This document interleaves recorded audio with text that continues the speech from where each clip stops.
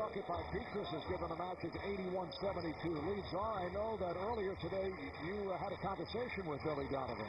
Billy Donovan, the outstanding coach at Florida, who actually took the job, and he had just come off the national championship, Marv. Emotions were very high. They offer him the job. He takes it.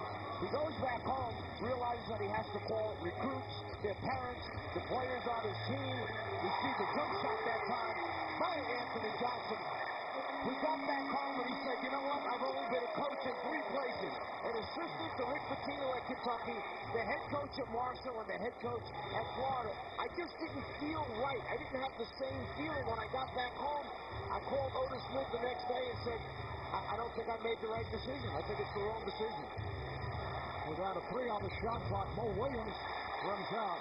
I got a call later in the day from Billy Donovan who said, would you please tell that guy Sotelo as Lewis fires a three for Rashard Lewis. Billy Donovan said, would you please tell him, don't call me anymore. It's a 10-0 run for Orlando. They now leading 87-72. And suddenly, the Magic hitting the shots from downtown. It's a 15-point Magic lead over the Cavaliers, and the excitement very much back here in Orlando. They have won 17 of 21 here at home. It's shades of the mid-90s with Shaq, Kenny and company, Brian Hill, the head coach. The Orlando Magic during the 94-95 season dominated at home. They finished at 39-2 at the Arena. They won their first 21 home games, did not lose to an Eastern Conference team.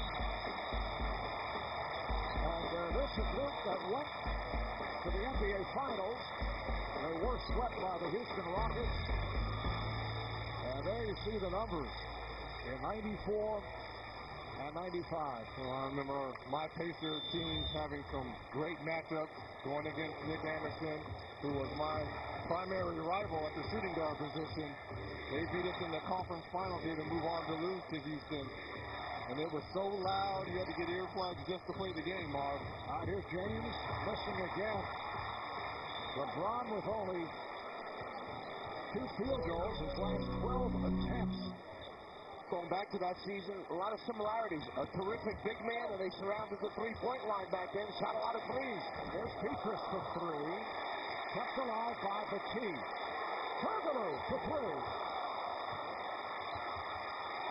And another possession for the Magic. Standing ovation here at the Amway Arena. Turkoglu on the drive. Rebounded by Pavlovich.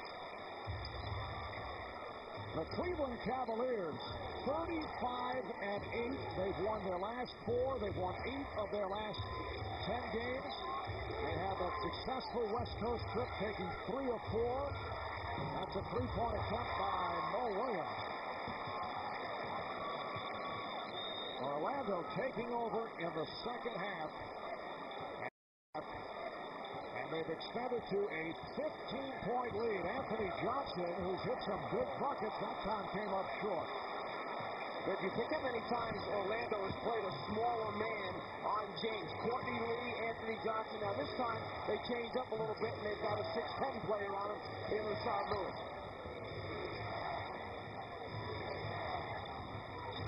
Williams gets it back to James for 3. And he continues to struggle. Coach, you're definitely right with LeBron James shooting with the palm of his hand. There's not a lot of daylight underneath the ball when he's releasing it. Lewis, yes.